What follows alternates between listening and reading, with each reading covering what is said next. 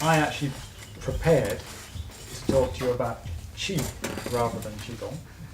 That was my mistake, but it doesn't really matter because without talking about Qi, we can't really talk about Qi-Gong because people have a very limited concept of what Qi is, and I think we need to clear some things up before we start. But having done that beautiful meditation with Dana, maybe we should go straight into just a little bit of Qi-Gong to start with, just to bring the energy back up to our heads and get us a little bit more focused and aware, possibly. Because I was nearly gone there, actually. I need to fill off the chair. So, just to start off with, who's brave enough to tell me what Qi is? Or has any idea? I'm not going to make a fool of you because it's more than one thing. I mean, there's basic life, primal life force. That's a good one. Energy. Yeah. Okay. So this is the basic concept that everyone understands of Qi, which is of basic life force, a kind of vital energy that we use for our daily purposes. And Qi is actually a massive concept. Even just planning to talk to you about it has taken me days and days of thought and processing information and trying to think, how can I simplify the universe into 1 hour? Because it really is that big. So I will try and flit over it lightly so you don't get too bogged down with all the details, and intersperse it with doing some Qi-Gong for particular purposes, which will hopefully satisfy you a bit. We shall see. Alright, so to start with, obviously most of you can't see this little screen here, so it's almost pointless, but I'll put it at the back of the table because there are some images which you may be able to see, or may not. Just move it back there.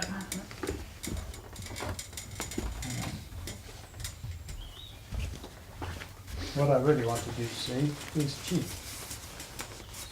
This is Qi, of course.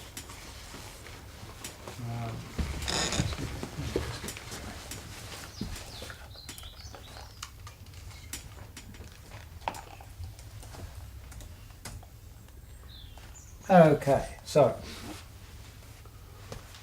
you can't see it. You can look on here as well. No, that's fine. So this symbol here, for those of you who can see it, is Qi.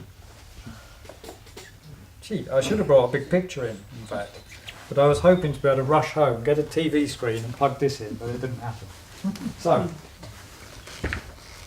it's a shame that you can't all see this because it's quite significant, this picture, this character, Qi. And I'll explain it to you and then I'll show you what I mean. So, this is the same in Chinese or in kanji in Japanese. And this symbol represents Qi. It's a very limited representation, but it's one that the human brain can just about comprehend. So the lower character here is a pot, boiling. And the upper character is the steam that comes off that pot. So that's what it means. It means heating something up to transform it into something of a different nature. Got that? Okay, so slightly different concept from just energy. It's to do with transformation. And I can get this going. I'm going to just look at my notes on here, which are the same as what's on there anyway.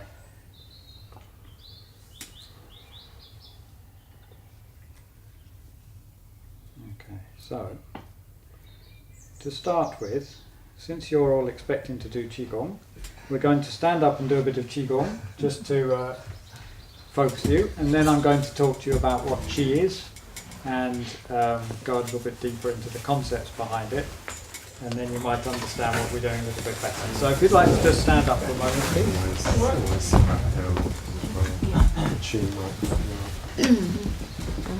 Okay. So all you need is the space to spread your arms out to the side. So you might need to just move around a little bit, make a little bit more space.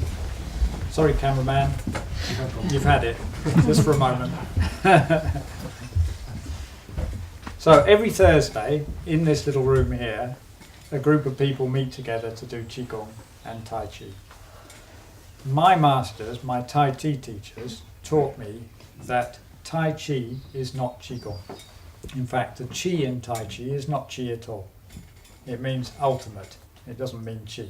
It's a different word entirely, but people get the misconception that Tai Chi is Qi Gong. They're two separate things. However, once you've done your Qi Gong and you have Qi in your system, then Tai Chi is a method of moving that Qi around and energizing the meridians. So it has a connection to Qi Gong. Qi Gong is a massive range of exercises with lots of particular purposes which are designed to increase the circulation of Qi in your body and therefore clear blockages and intensify your immunity and encourage your connection to expand outside yourself and into a larger realm. So even that is pretty in-depth. It's not just a case of stretching your arms and legs around and doing a bit of breathing, a much deeper concept. So the very basic start of Qi Gong always starts from Wu Wei. Wu Wei means nothingness. And so when you're in nothingness, your feet should be as close as is comfortable together, and you are suspended from the crown of the head. The crown of your head is not actually in the middle here, where people think it is. It's just behind the centre, so the way to find it accurately is to fold your ears and go from the peak up to here, and you'll find a little dip in the crown. And this is a point through which, it's a very significant point in Qi Gong. It's actually the end of the liver meridian, which rises up inside the head to this point. It's also a point of accessing energy through the crown of the head. So when you're doing Qi Gong, this is a very significant point to keep in line, and everything in the body should be in line to allow the free flow of energy, which is what we're working with. So when you do Tai Chi or Qi Gong, we start in this posture, and we usually just come into a kind of sense of peace for a few moments before we do anything. So you just stand, shut your eyes for a moment. This is called post-standing, or the bear. And when you're in this posture, all you're doing is just tuning in to your connection between the connection between your feet and the earth to start with.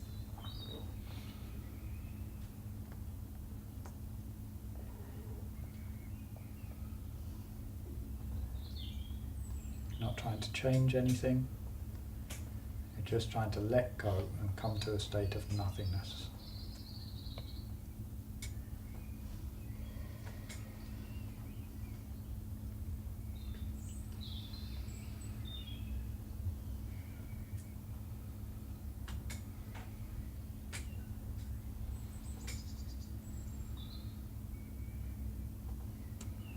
From here, I'd like you to take a nice deep breath in the abdomen, filling up the abdomen, then the chest, and then breathe out and sink down into your right leg and lift your left heel and step out. So your feet are in line with your hips.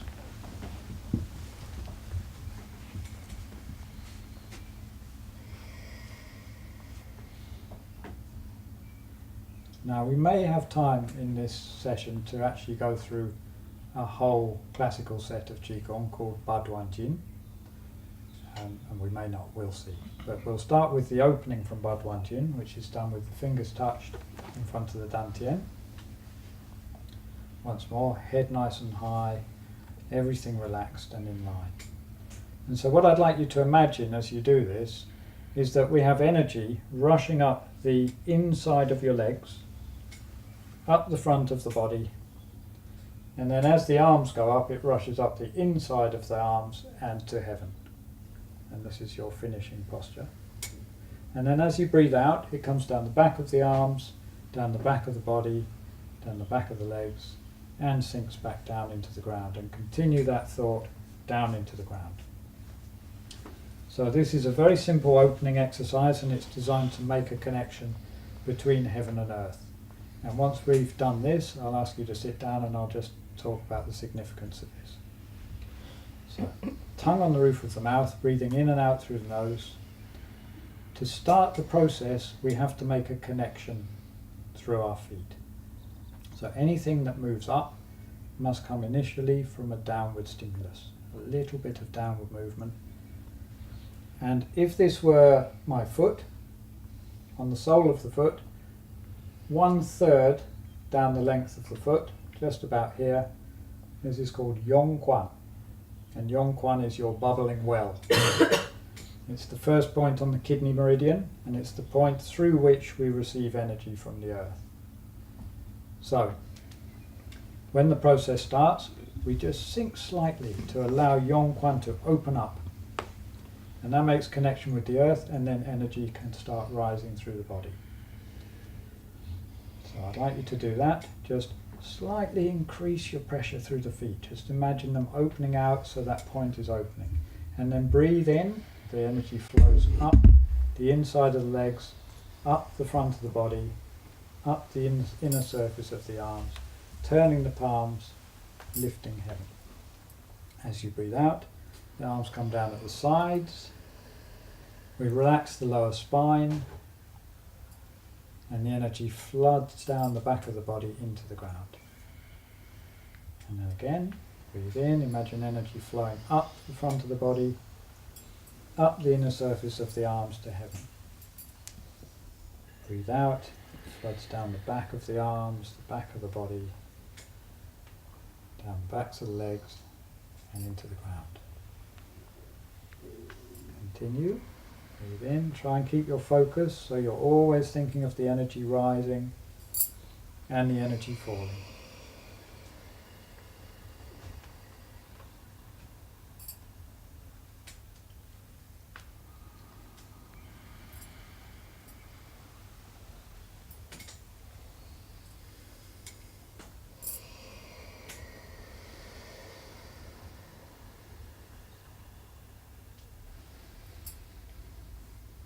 If you want to be precise, your palms turn in front of the throat.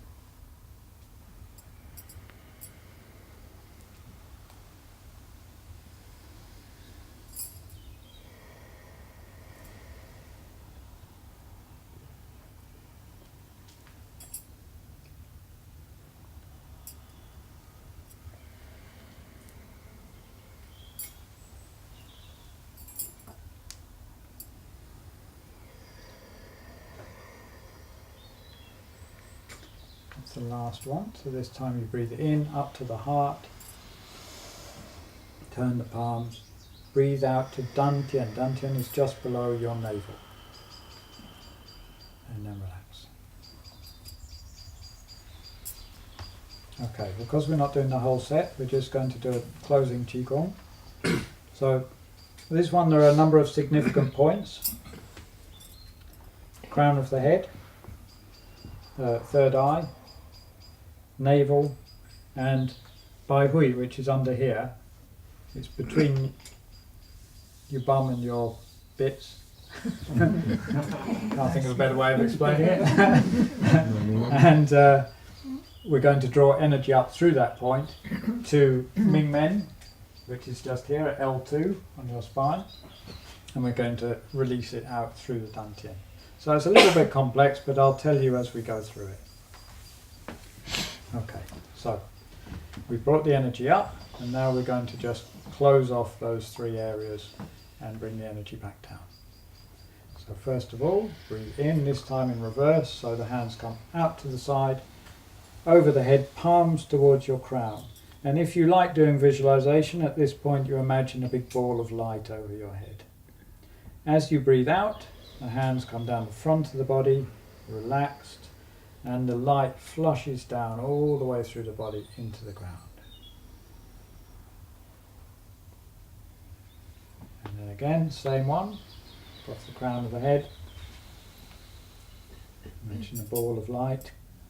As you breathe out, it fills the body all the way down, removing any blockages, clearing out any negative energy down into the ground. One more time.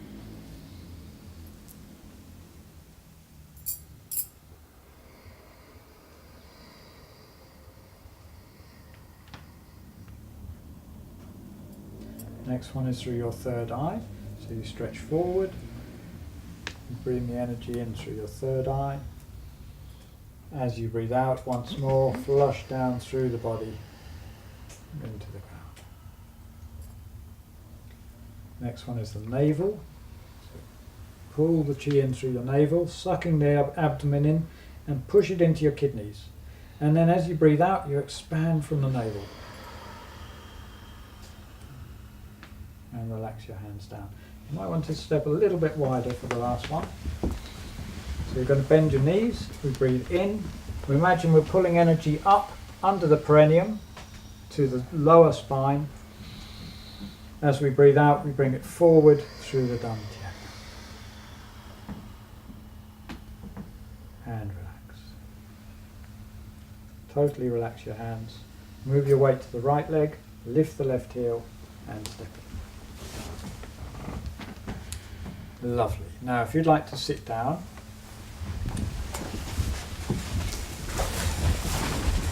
even doing an exercise like that on a regular basis can help to remove blockages. In fact, the most simple and probably most profound Qi-Gong that anyone can do is Qi-Gong, which is literally standing. So we do lots and lots of different Qi-Gong with different focus and different awareness. But if you want to just use it as a health mechanism, then you can just stand.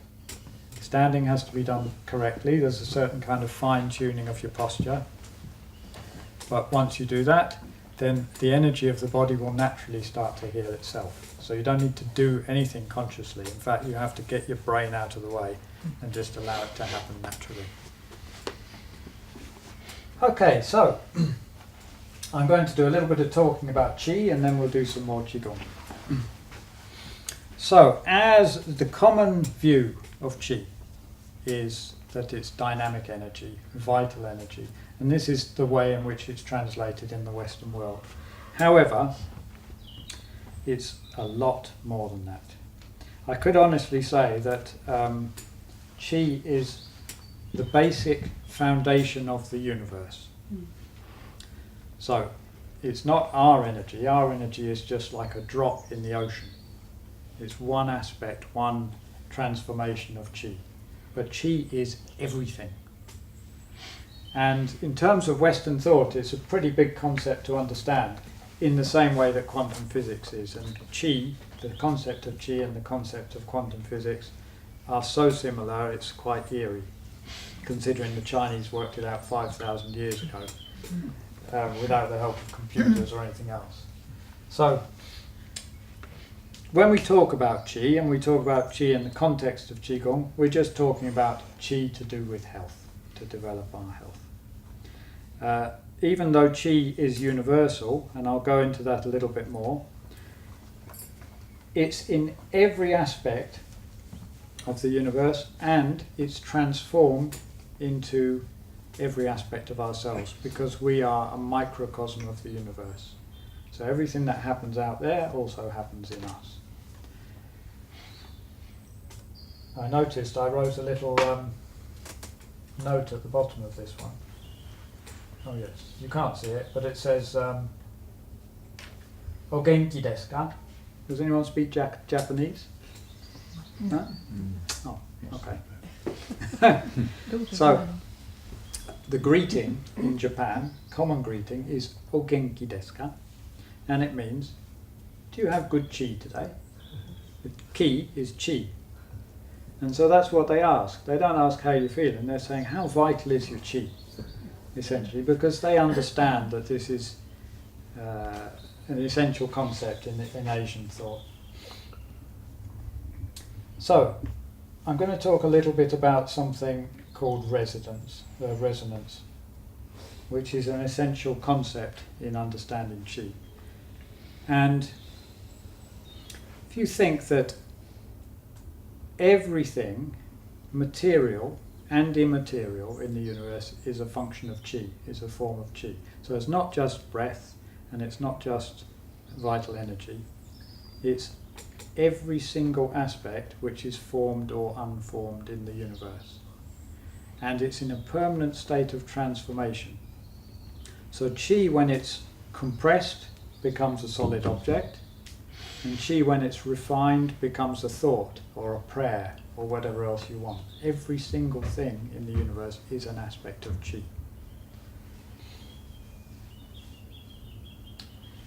The important connection between all these things is called Ganying, which is resonance. And people who are interested in energy mechanics, like my friend here,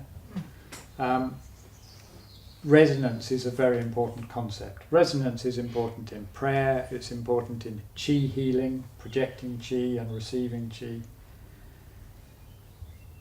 When we think in Western terms about transformation, we think of something creating a transformation in something else. So you have something which is active and something which is passive. And this is typical of Western thought. We like to divide things and make them concrete. So this is good, that's bad. This is hot, that's cold. The essential concept of Qi breaks all these things, and it says nothing is physical or mental or spiritual. They are all just transitions from one state to another. And to have that transition, you must have an aspect of that in you yourself. Whatever you are, whether you're a grain of sand or whether you're a body, you must have an aspect of something which allows Qi to influence you to stimulate change. And when Qi influences you to stimulate change, then the Qi transforms into a different state. To bring this down to the body, I'm not going to get any deeper than this, don't worry. To bring this down to the state of your body, when we are in good health, our Qi is vibrant and is flowing. If we get some pathogenic Qi, like a viral Qi coming in, we call it a wind attack in Chinese medicine. If the wind brings some pathogen in, then that pathogen responds to something inside ourselves, and that can create a pathogenic state within your body. Now, if there's nothing inside yourself for that pathogen to respond to create a resonance to, it's not possible for it to create ill health. But let's say you have a slightly damp condition in your body. The pathogen's going to come in and it's going to create heat, and that will turn into phlegm. This is a transformation of Qi within your body. And the basic pathogenic influence or problem in Chinese thought is to do with stagnation of energy, stagnation of Qi. Tai Chi, Qi-Gong, yoga, these are all ways of circulating Qi so we prevent blockages and clear out stagnation, and that keeps us in vital good health. But if stagnation has been created, even something like a tumour is a form of stagnation. I'll tell you a little story. I have a friend called Dr. Zhao, and she used to run the Chinese practice I now have in Newport. And her husband is a Tai Chi master. He's a friend of mine. And he had a big tumour on his hip. And his wife, being a doctor, a Western trained and Chinese trained doctor, said, "You've got to go to hospital. You've got to get that thing cut off. It's dangerous. It will kill you." And he said, no, I'm going to do my Qi-Gong. And he did his Qi-Gong, and fair enough, he was an advanced practitioner, but the thing just disappeared, completely disappeared off his body, just by focusing a very vital Qi on it, clearing the stagnation and allowing the blockage to be removed. So it sounds a bit ridiculous, but he's a very powerful person. Another example of this resonance, before I go on and we do a bit more Qi-Gong, is that Ganying, resonance, is the link between the transformation of Qi, as I said. An example is the Qi of the sun, the rain and the soil resonate with the Qi of a seed to bring forth a plant. So they're not making that plant happen. They're things that are connecting with something that's already in the seed and resonating with it, and that creates a transformation of Qi. If that seed doesn't have a germ in, then there's nothing to resonate with, so it's not going to happen.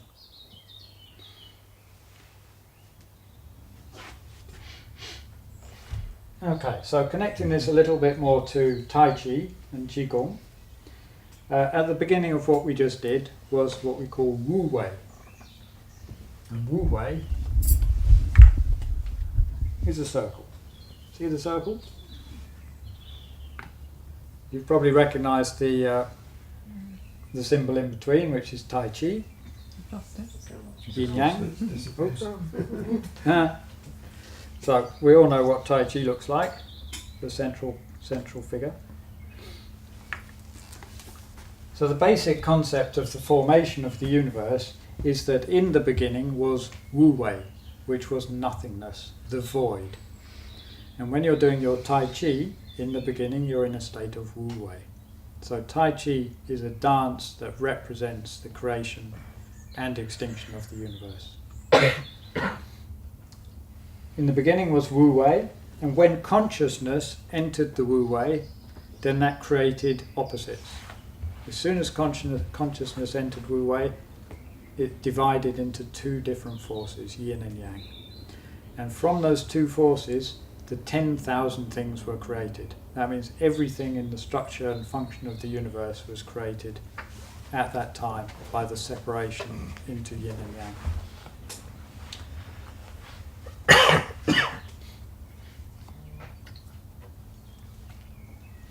Underlying and motivating the transformation of Qi, which is cause, process and outcome of all activity in the universe, the ceaseless throbbing, the substratum of everything. So some of you may have done yoga and you'll be familiar with the sound Om, the basic creation sound. This is the same thing. The vibration that created the universe is the underlying sound of Qi. And all universal cycles, whether they be in the universe or within our bodies, are to do with this continual cycle of balance between yin and yang. We've nearly got to a blank bit, and the blank bits mean that we're going to stand up and do some more Qi-Gong. You're going to make us work, aren't you? Yeah. Just one more point of philosophy before we go on, and that is our responsibility as human beings. So, if you remember the Tai Chi logo, the Tai Chi symbol, we could represent the human being as basically the line down the middle. In Chinese philosophy, we have a very big responsibility because we are the creators of our universe. Yin and Yang, heaven and earth, unite to create the human body. And without the human body, heaven and earth don't exist. So it's only through our consciousness that heaven and earth come into existence. So we have a very, very great responsibility. This is from a Chinese philosopher, Zhang Zhai, who understood the important phenomenon of indestructibility of matter and energy. This is a bit more like physics again. He said, every birth is a condensation and every death is a dispersal. Birth is not a gain, death not a loss. When condensed Qi becomes a living being, and when dispersed, it becomes the substratum of transformation. Okay, so having introduced all those extremely powerful concepts to you, yeah. I have a question. It comes into my sense, Ouroboros from Qi Gong. Is this a little bit similar or not? I don't know. I don't know enough about that. You know, it is the snake which is eating itself. Oh yes, yes. Yeah, well that's the symbol Wu Wei. Yeah. Yeah. So it's the beginning and end of the same thing. It's like Yeah. a cosmic cycle, Yeah. essentially. Yeah. So if one's doing Tai Chi, as I say, you open. As soon as you start moving, you create duality, which is yin and yang. You go through the form, which is entirely a balance between yin and yang, experimenting with all the different variations, and at the end, you return to your Wu Wei. So all cycles have to continue and come to an end of the cycle, which just starts again, goes on continuously. I think all the great philosophies of the world believe much the same thing. It's just how many thousands or millions of years you're talking about these cycles being in. So, if you would all like to stand up once more, I will try and introduce something else.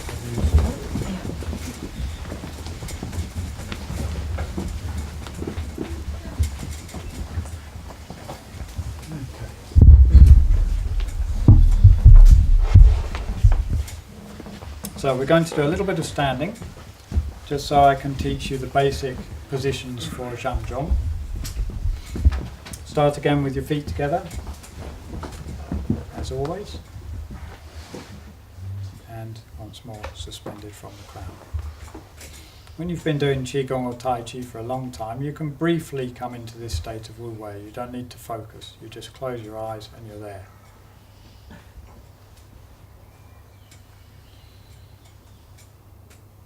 So, we're going to speed things up a little bit.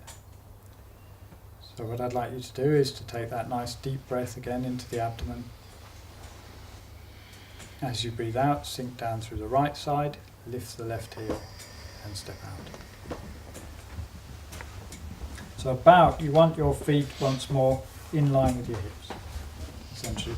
Everyone's body's different, so sometimes you might need to move your body around to find a more comfortable posture. So, Qi-Gong, the first posture is the one we've already done, which is standing like a post with your hands at the side of the body. When you're standing like this, your palms should be facing the middle of the side of the thigh. So don't allow your hands to come forward like this.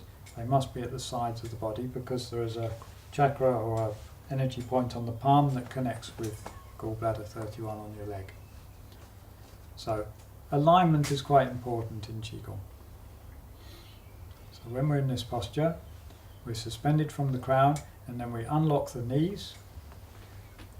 We relax the Qi, which is here in the front of the inguinal ridge here, just on the front of the thighs. And we allow the lower back to sink under. We're not pushing it under because that creates tension. We're just letting go of tension in the lower spine. And one of my teachers said you have to imagine that your coccyx is made of lead. So if you let go of the tension, the coccyx will naturally just start drawing down towards the earth. And that's how you get into your posture. Tongue on the roof of the mouth.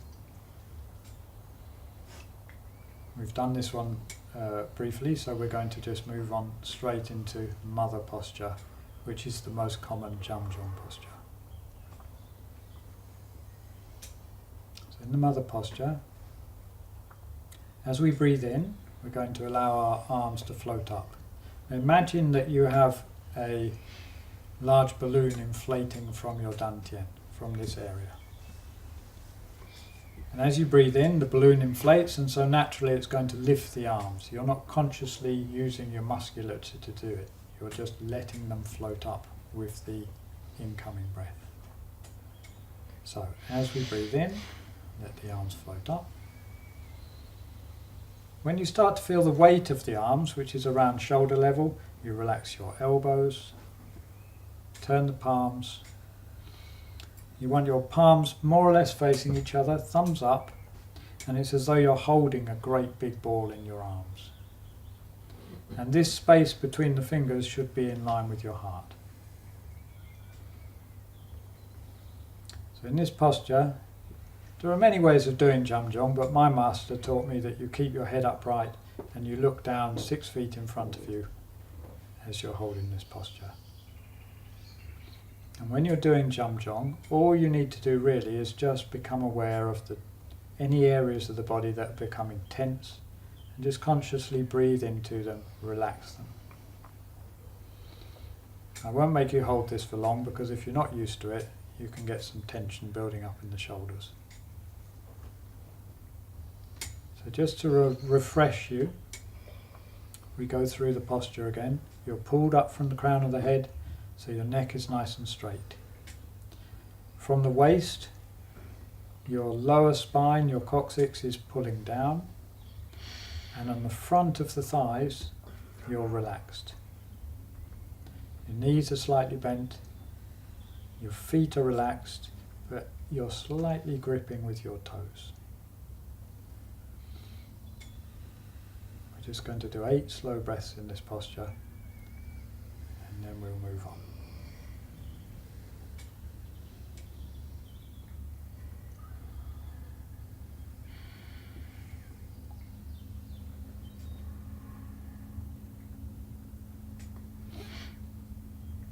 It may look as though my eyes are shut when I'm doing this. They're not. They're partially closed, just so that all I can see is the ground in front of me.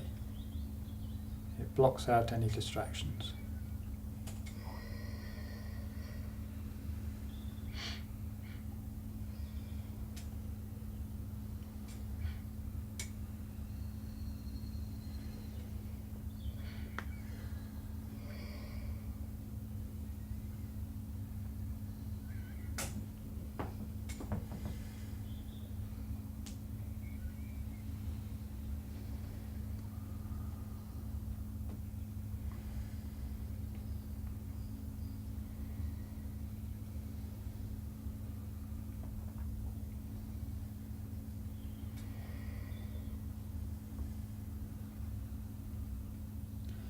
And as you slowly breathe out, allow your arms to come down, keeping the shape. So this posture is called holding 2 pigs. You should have the arms wide at the side of the body, palms still facing each other just in front of the dantian.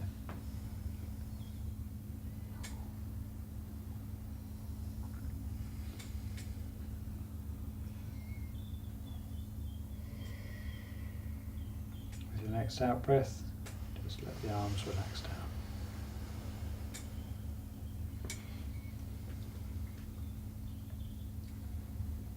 Lovely. Okay, take a seat for a moment, and then we'll do a bit more.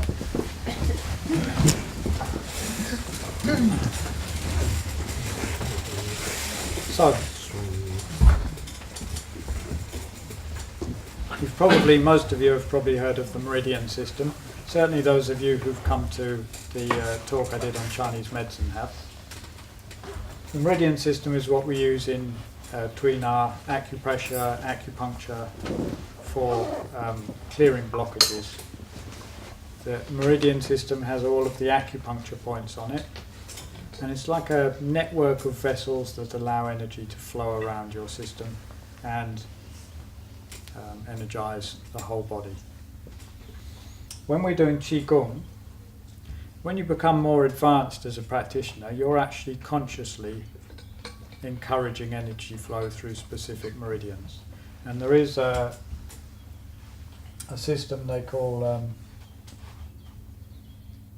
the Microcosmic Orbit, which is actually more like Qi-Gong because it's stationary, but it's to do with consciously using your mind to circulate qi through multiple meridians. It's also the same in yoga, in advanced yoga technique.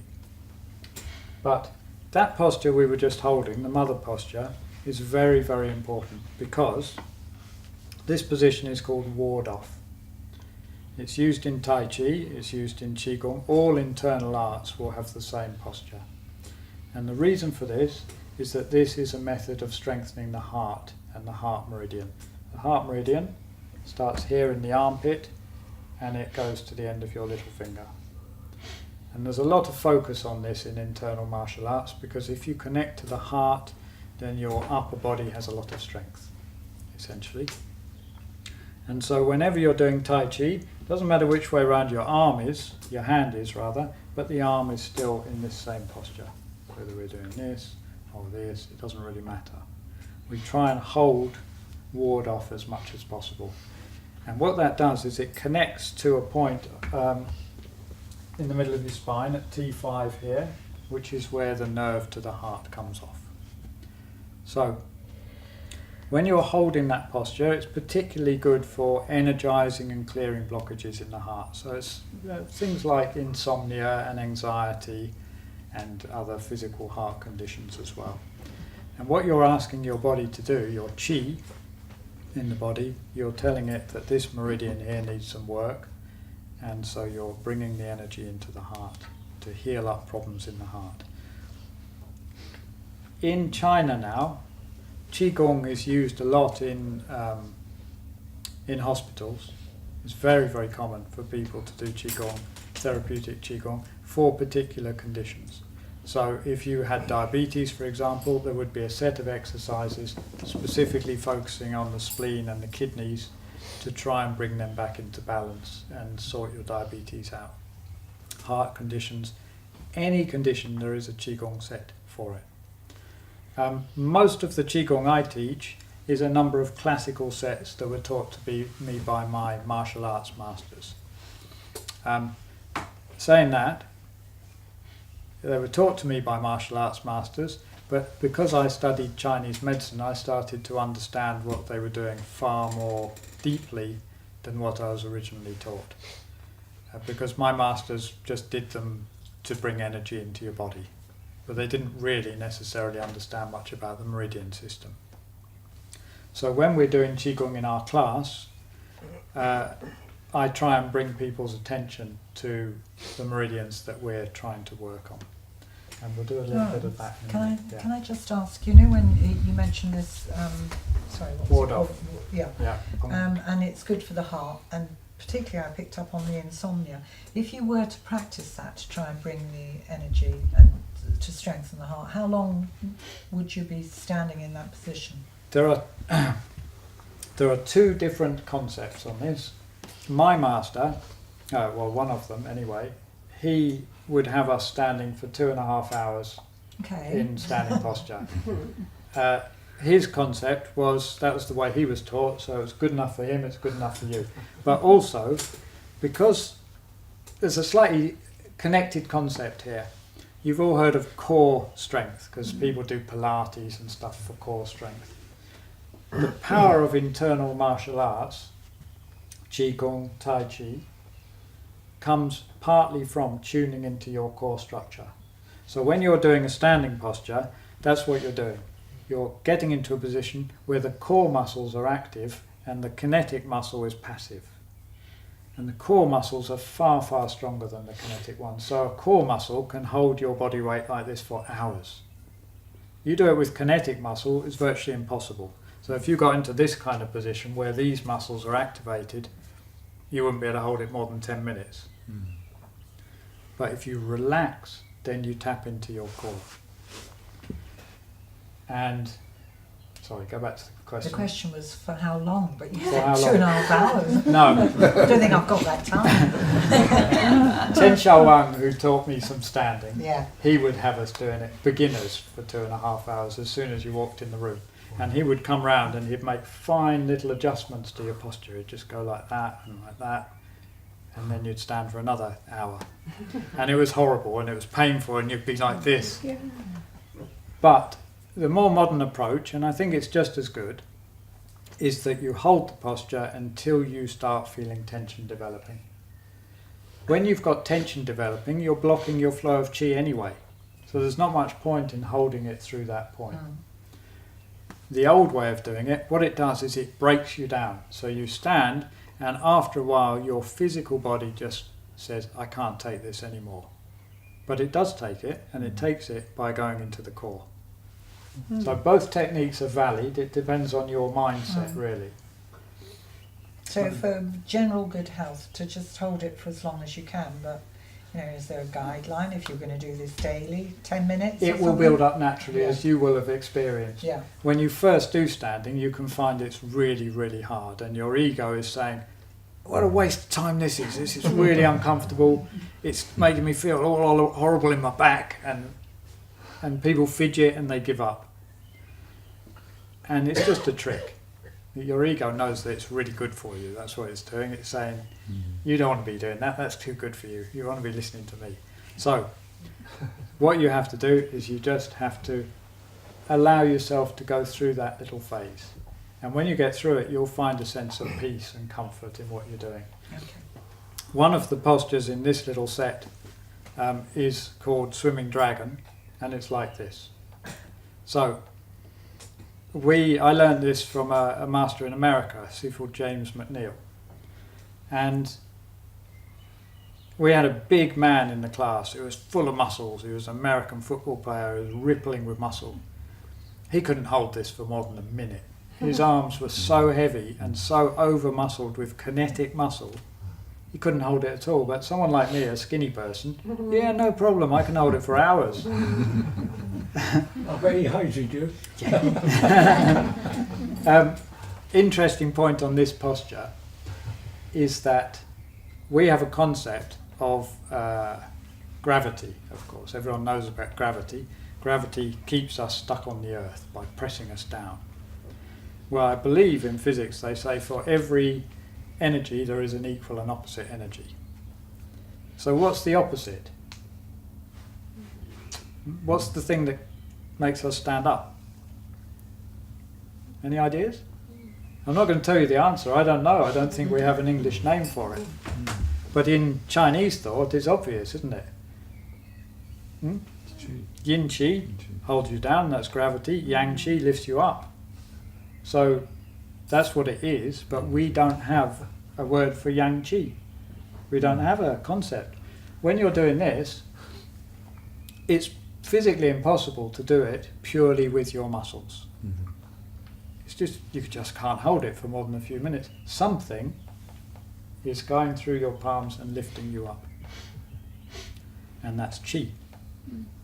It's Yang Qi, rising from the earth towards heaven. And if you tap into it, then you can allow it to circulate, and that will keep your posture. You can try that one at home. Yeah. All right, so I think you want to do a little bit more Qi-Gong, probably. Just see what I wrote in my great tome here. No, I've told you all about that already. So, just a little note on Qi-Gong and Nei-Gong, because you might come across Nei-Gong. Both of them are healing methods. They're both to do with circulation of Qi in the body, in the Meridian System. But Nei-Gong is done stationary, and we just use the mind to move the energy.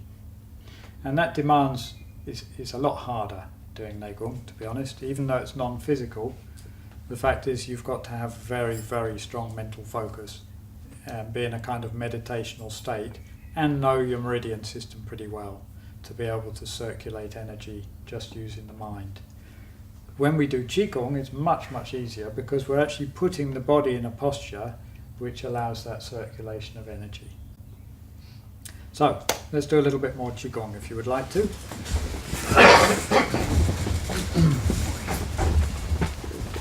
I'm not going to teach you a whole set of 8 pieces of brocade because to explain how to do each one properly would take a long time, and we don't have enough time today. What I'm teaching you is Qi circulation exercises, and these are ones that can be done on their own, and they just encourage the movement of energy through the whole Meridian System. So they're generally good for the health, and they're very, very simple to learn. So once more, you already know how it goes. Start with your feet together.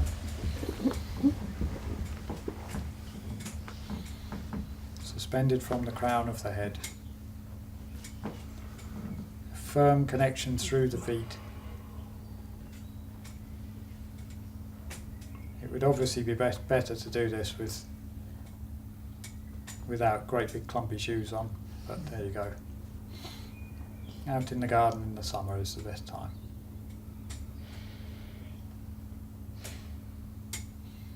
So breathe in to your dantian, your abdomen. Breathe out, sink down through the right side, lift the left heel and step out. We're going to go the same as we did in the last one, the opening, which is the beginning of Tai Chi and the beginning of many Qi-Gong. So we start by breathing in. Imagine the ball inflating. It lifts your arms up. As you breathe out, you relax your elbows, your wrists, and the ball deflates and your hands come down. And again.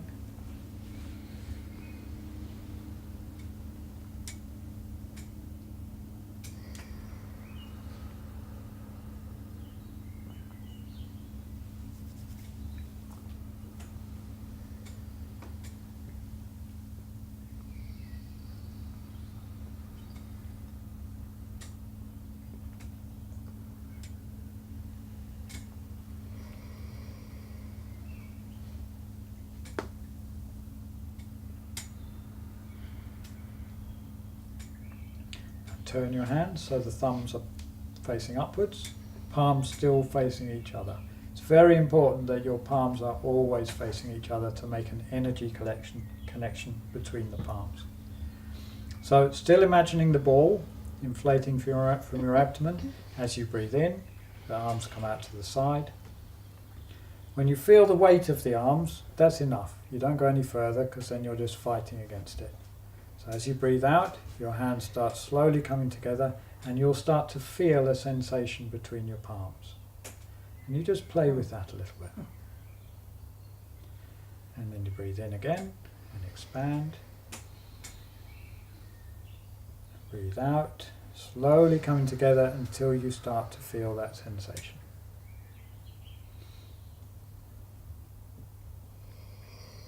And again.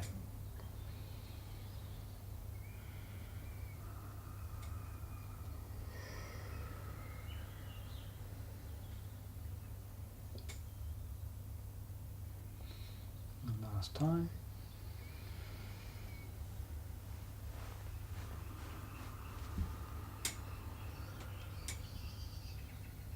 Now I'd like you to turn your ball. So if you can all put your right hand on top and your left hand below. You need to bring your elbows forward so that the ball is away from the body and your armpits are nice and open. Any compression in the body causes a blockage in the flow of energy, particularly under the armpits, because as I explained, that's where the heart meridian starts, so you need to keep your armpits open. Imagine that there's a stick coming out of your dantian and the ball is on the end of that stick, so the ball can't move unless the waist moves. So I'd like you to follow the fingers of your top hand. You turn. When you get to a point where you start to feel a restriction in the hip, you turn the ball over without losing it. Really focus on turning the ball without losing it. Once you've turned it, you go back round to the other side. Turn the ball without losing it. And then back round. The breathing just fits in with the movement. So you can either, well no, let's stick with the way we normally do it. You breathe in as you're turning at this point, and you breathe out as you're turning the ball over. Breathing in makes you lighter, more able to move. As you breathe out, you sink down through the hip and you turn the ball.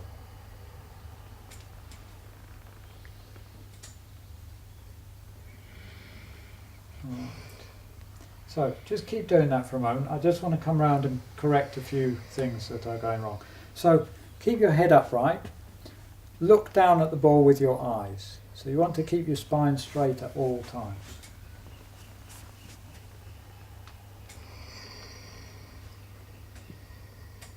That's great. Now, can I just adjust you? So we need to do that. Yeah. Armpits nice and open. That's it? Perfect. Go back that way, so you're following these fingers.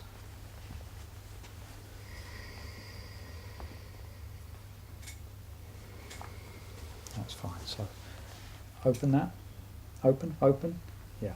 Must be space under here, and this should be a little bit lower in line with your dantian. And now relax. Go back that way, following these fingers. go back that way. So you must be following the fingers of the top hand for this exercise. Really relax. That way, Anna. Following, no, you're following the fingers of this. Alright.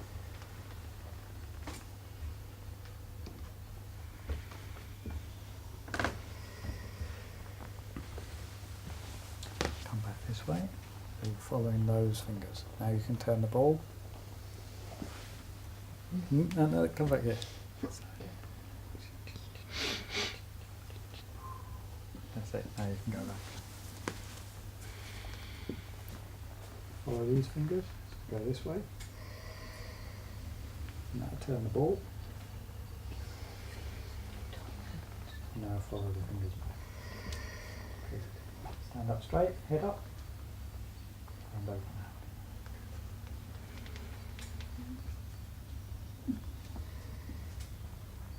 Very good. You all look terribly serious. Chi flows better when you smile, by the way. We don't want to drop the ball.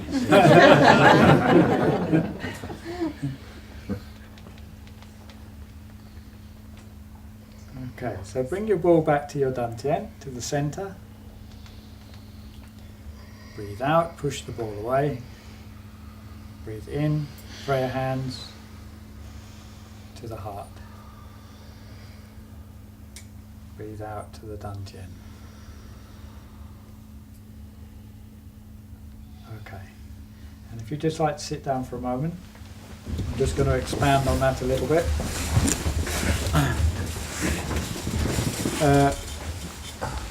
I could keep talking forever. I know you could. You know me.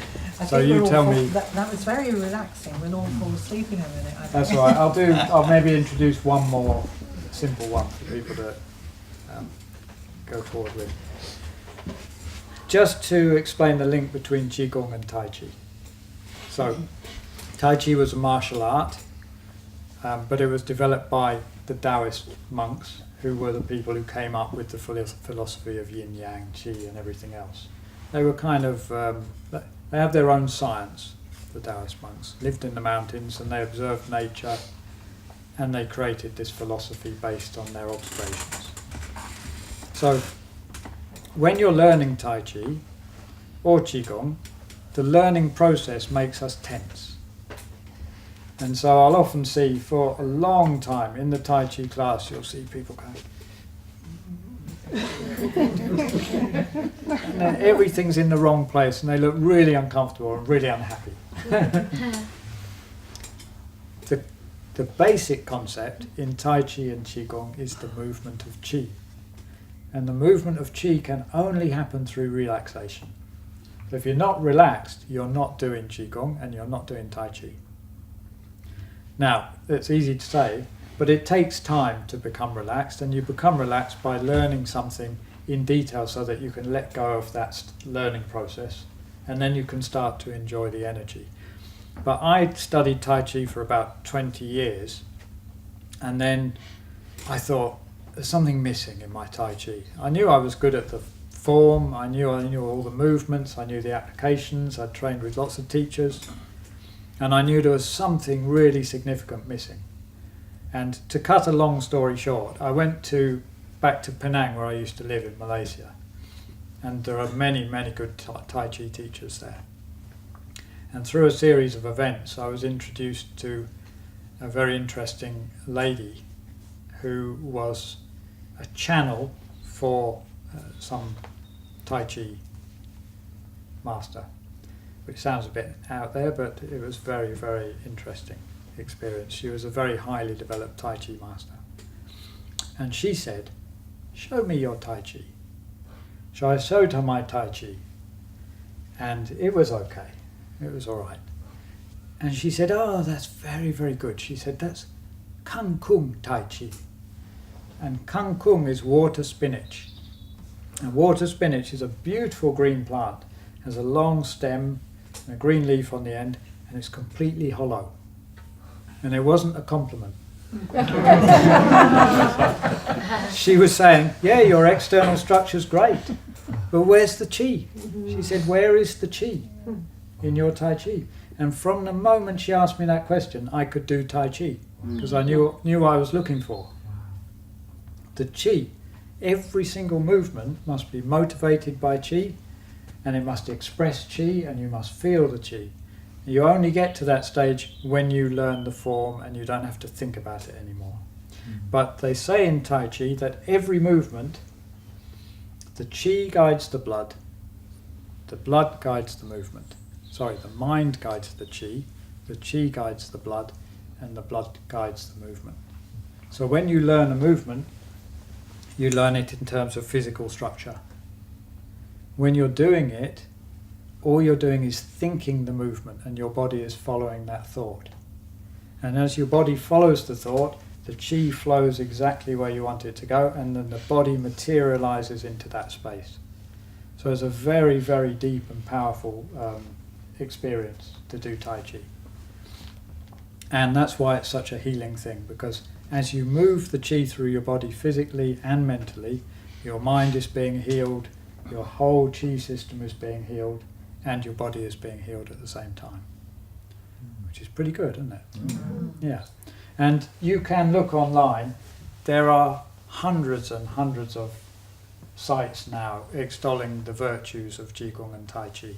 And it's based on scientific evidence. So you can go on Medline and look up Tai Chi for arthritis or Tai Chi for stress or whatever. It's all on there. Been positively proven to be a spectacular exercise. One more thing about Tai Chi, which I'm obviously a bit passionate about, is that Tai Chi increases blood circulation. This has been proven, but it does not increase your heart rate. Can you explain that?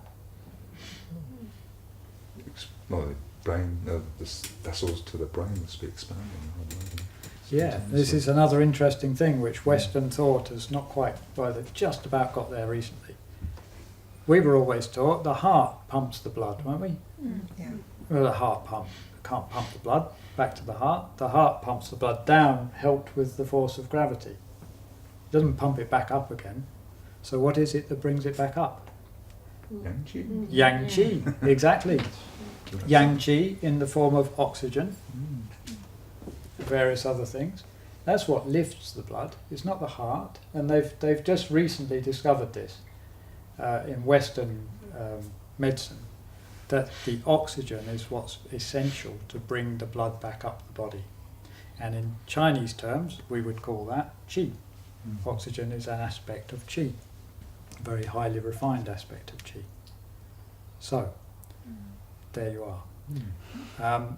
When we're doing our Tai Chi, we are increasing the circulation massively without using any strenuous exercise at all. So you're having as much effect as doing Zumba while basically standing still. It's pretty good, isn't it? All right, so before I bore you with anything else, in fact I won't bore you with anything else, but if you would like to just stand up, we'll do one more Qi-Gong exercise.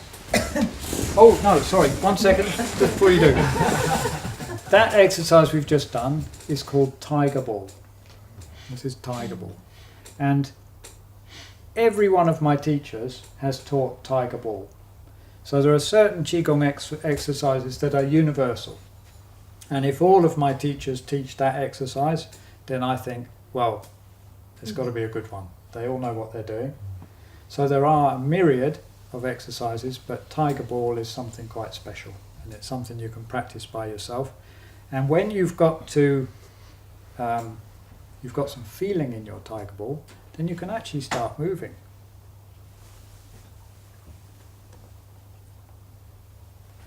And if you do that, you'll find that what you're actually doing is a kind of formless Tai Chi. It does take a little bit of teaching to do this, I would guess, because the way in which you move is to do with your body structure. But basically, it becomes formless. And at the end of Tai Chi, that's what it should be. The form is to do with a martial art, a fighting art. The energy aspect of it is just that. It's just to move energy with your mind. Okay, now you can stand up.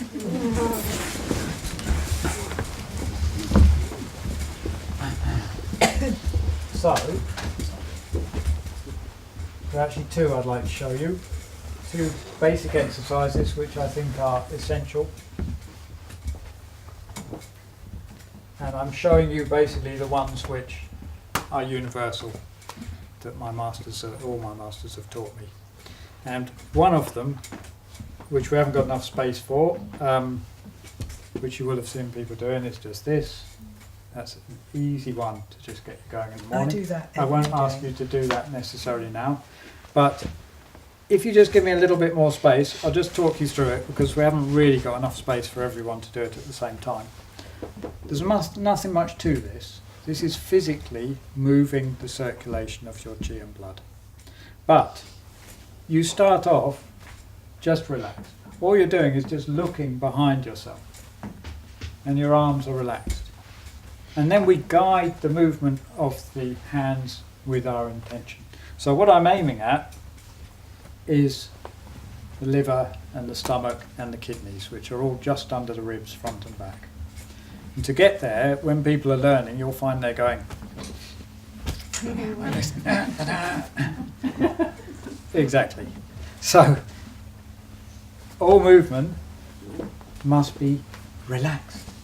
And so what we do is we just guide it. We just think, oh, I want that to go up there. And you do it in a relaxed way. So you're gently slapping on your liver, your kidneys, and your stomach. And at the same time, you're looking behind yourself, which means that you're exercising your spine from top to bottom. And once you've got to there, you can guide your front hand up a little bit more. And that just comes to slap the front of your shoulder and your kidneys at the same time. So this is a lot to take in. I'm just taking you through it briefly to give you an idea. Okay, and then you let your arms come down and you just come back to stationary. So you can see from that exercise how much of an effect that's having on your entire system. It's not just squeezing all the organs, squeezing the muscles, circulating blood and energy, but it's also targeting the individual organs and activating the qi inside them. So the significance of this one also is I'm hitting my kidneys and my lungs, and the lungs are the mother of the kidneys.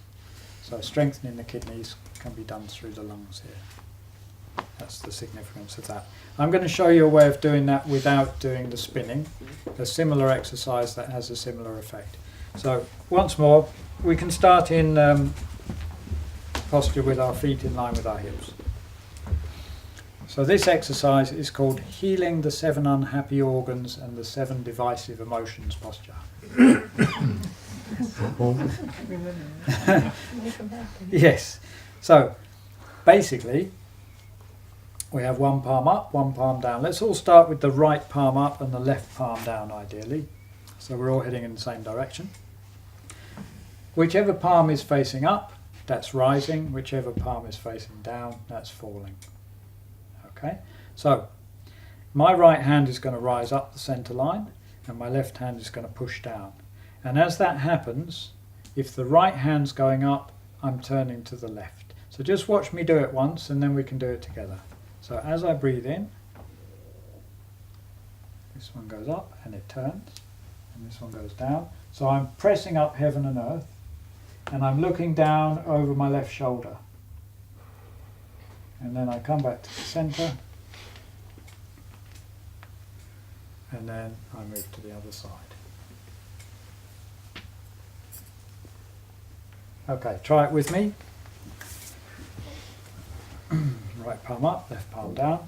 The right hand, don't forget the posture, always suspended from the crown. The right hand, as we breathe in, moves up the center line. We start turning to the left. The left hand presses down, the right hand presses up over your head, with the fingers pointing back over the head. Now, normally we'd go straight on, but I want you to hold that just for a second. Keep breathing naturally. I'm just going to adjust a few palms as we go round. No, I'm not. You look pretty good. Yes. remember that the top palm is lifting heaven. So you want it as flat as you can without creating a load of tension. Now you breathe out as you come back to the center. Swap the palms. Breathe in. Turn to the other side. So keep your head straight, suspended from the crown. Look down at the ground behind your right hand this time. So that one goes like that, and that one goes like that. So they're yin and yang, they're opposed to each other, yeah. That one's lifting heaven. Okay. That's good, and that one's flat to earth. Different teachers teach this in slightly different ways, but we all have to stick to what our teachers taught us. Especially mine, because they're the best. Okay, so we're going to flow from one side to the other now. So, breathe in and expand. Breathe out, sink back into your center. Breathe in, expand. Breathe out, sink back to the center. We tend to do 4 on each side.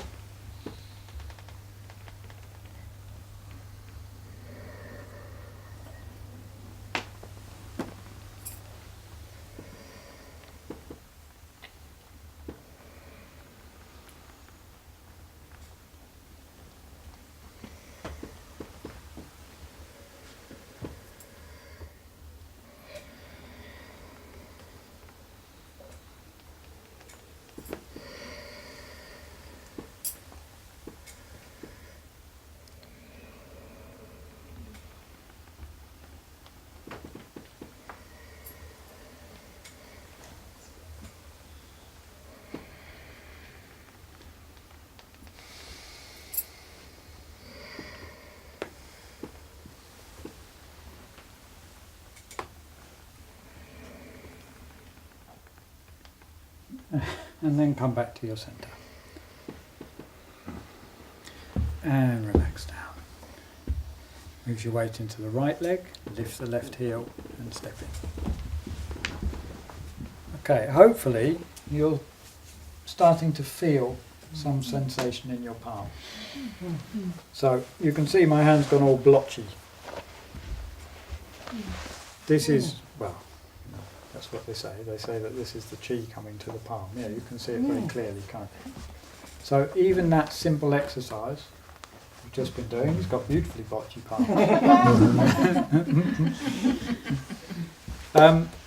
The reason it's called healing the 7 unhappy organs and 7 divisive emotions posture is because as you twist your body, you're squeezing all of the internal organs, which squashes all of the fluid, etc., out of the organ. As you turn to the other side, you create a vacuum and they fill up with fresh blood and Qi.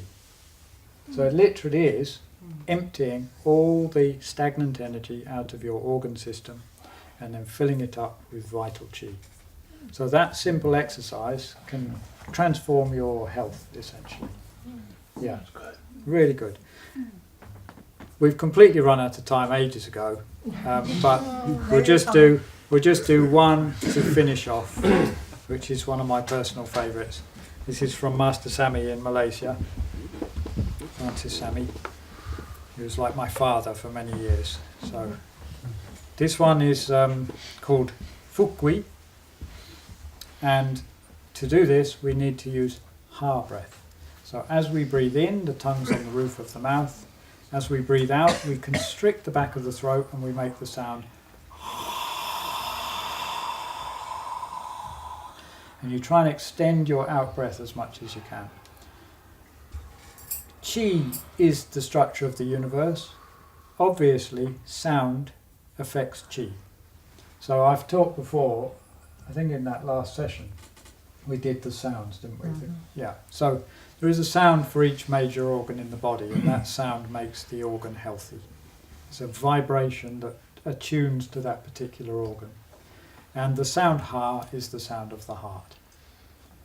And so when we're doing this exercise, my master said that we are encouraging the expression of the heart. In other words, we're boosting our love. And he actually said that Qi is love. The universe is held together by love. So, he was a bit of a softie, my master. As long as you didn't upset him. Okay, so what we're going to do is we're going to breathe in. This time the palms rise, palm up. And the first one is expelling all negative energy. So you breathe out and you push it away from yourself. You breathe in, palms together, and come past your third eye to your heart. And you massage with the heel of your palm into CV17, which is between your nipples on the breastplate. Okay, so let's do that again. After each one, you come back to that same one. You massage the heart center. So breathe in. Expel the negative.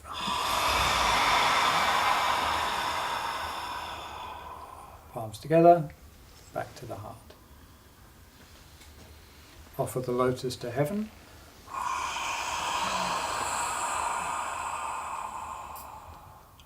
Receive the heavenly energy. Bring it to the heart. Offer to the earth.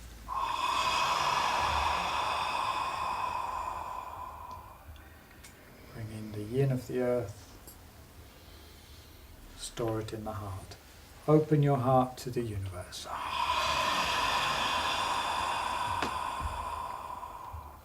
Unite with the universal Qi.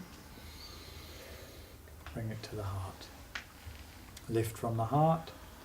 Push down gently to the Nantian.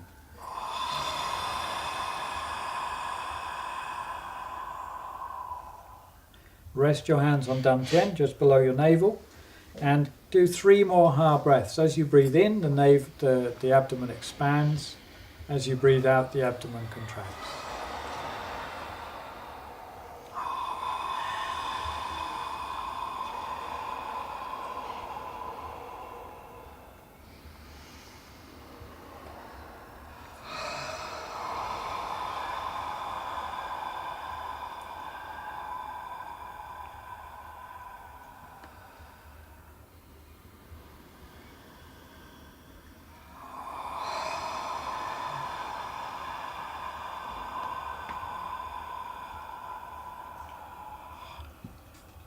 And relax your hands down.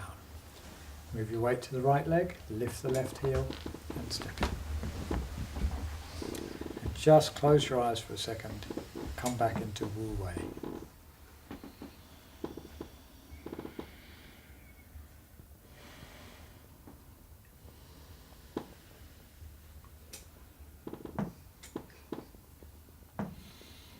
Lovely.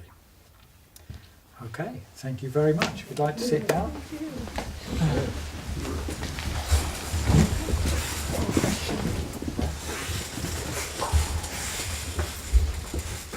Did you understand enough to ask me any questions? You're welcome to if you want to. Still trying to understand the difference between Tai Chi and Qi-Gong. Qi-Gong. Qi-Gong is stationary. Tai Chi is a set of movements. All right. So, I'll do it. The form of Tai Chi we're practicing here is a beginner's form. It's quite a new creation actually. All of the movements come from traditional Tai Chi, but what they've done is created a form which is the same on both sides, so that it's easier to learn. So I'll just show you that form. It's very, very simple, and yet it takes people years to learn. I just don't understand it. But there you go. The beauty of this form is because it is very simple relative to all other Tai Chi, you can more quickly get into the depth of understanding what Tai Chi is about, because you're not spending years and years learning a lot of fighting applications which aren't necessarily going to be useful to you. So, we always start in Wu Wei. We just focus for a moment. Just check I've got enough space to do this.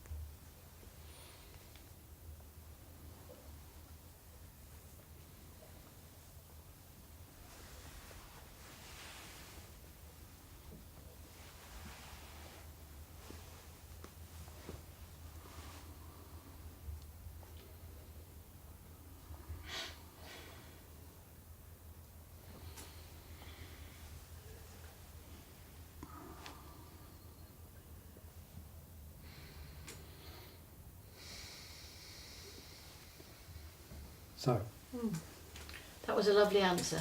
there you are. So Qi-Gong, Karate now. it is in a way, in that each movement is a fighting movement, yeah. But they're much more abstract than the movements in external martial arts. So one movement in Tai Chi can have 100 applications, because it's a way of moving and a way of expressing Qi. There's much more. And it's more strengthening that you were doing because it's so slow. Yeah, it's easy to kick fast, Yeah. but you try and kick slowly like that with control is very, very difficult. It takes time. Yeah. So, core strength. That's the only way to do that. And because in Tai Chi all movements are slow, you're using your transitional muscles. You're creating more core muscle. You're not using kinetic muscle to do the movements, and that makes it really quite unique. And when you come to apply it, you have very great power because you're using more muscles than an external stylist. So, yeah, it can be a very effective fighting art as well. Does anyone do the long form? Yeah, nowadays? And David. How long is it actually? It's either 108 or 124 movement. That's 8. Yeah, so it takes you about 25 minutes, the long form. 24 minutes, something like that. There is a man who teaches it in Gurnard and Bembridge. David, he's very, very good. Yeah, highly recommended.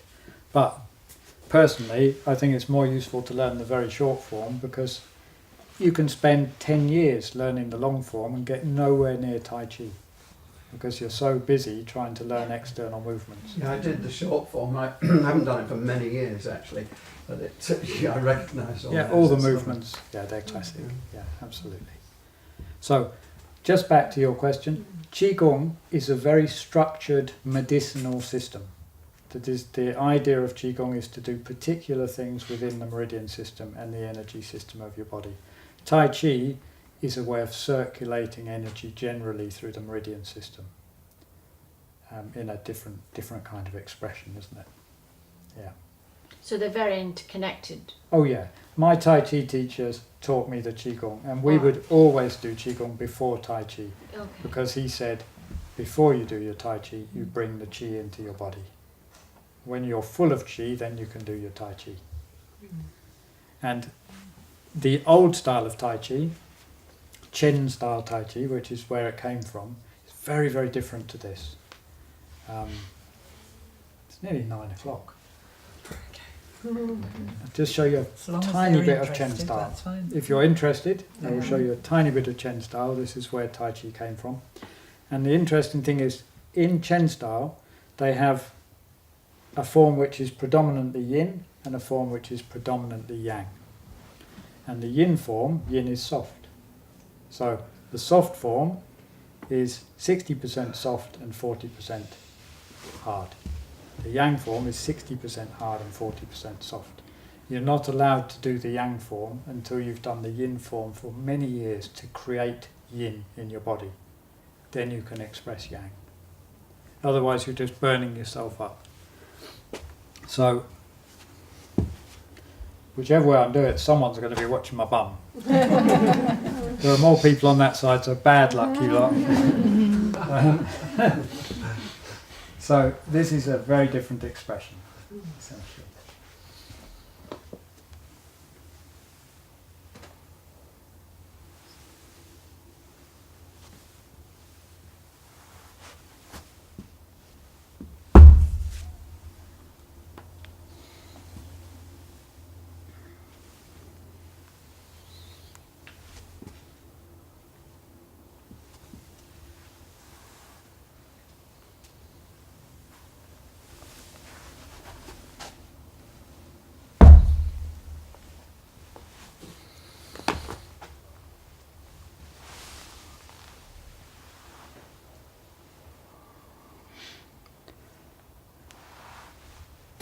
Before I get carried away.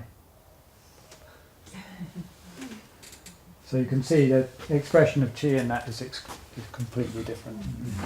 And that's where Tai Chi came from, the fighting art. So I don't teach that much. Okay. Thank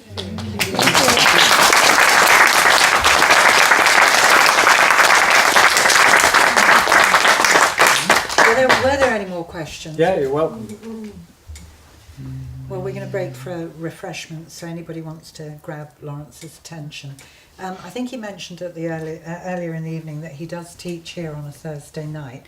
And going back to your question, we start with about an hour's Qigong, don't we? Sort of warm up and get going with the Qigong and then move on to the Tai Chi form. So if he people splits the want class. to, they can come and do Qigong. They don't have to do the Tai Chi. Some people find the Tai Chi challenging because you've actually got to practice. You've got to learn something and you've got to continue practicing, otherwise you just get left behind. So it's challenging mentally, isn't it? Yeah. But one of the sayings of Tai Chi is that if you do Tai Chi, you'll never lose your marbles in Chinese. And essentially, you imagine your mind is guiding every movement eventually. So your mind is totally active in the process. You're not just doing something, you're thinking every aspect of it. When you're doing a movement, you're aware of this, you're aware of this, and that, and that, and the spine. You're aware of everything at the same time. So it's as though your mind has expanded into every aspect of your being. In fact, into your Qi. Your mind becomes aware of Qi. And that keeps your mind active and dynamic. And yeah, I don't know any senile Tai Chi teachers. I'm sure there are a few. Now, one more. Told you I can go on all night. I had a Tai Chi master from Hong Kong come to visit me when I lived in Lancashire. And we found, I'd been doing this thing online, it was called the brain test. And in theory, it was a set of questions. And if you did them, it told you whether you were right or left brain dominant. And all three of us, myself, my master, his wife, who was also a Tai Chi master, dead centre. No right or left brain imbalance at all. Yeah. And I don't know, maybe you can do it and it'll be the same, but I've got a feeling that's because of Tai Chi. Because Tai Chi is all about this going on in your brain all the time. And it's structural, which is left brain, but it's an art. The expression of it is an art. The same as Chinese medicine. It's a science, but it's an art. Yeah.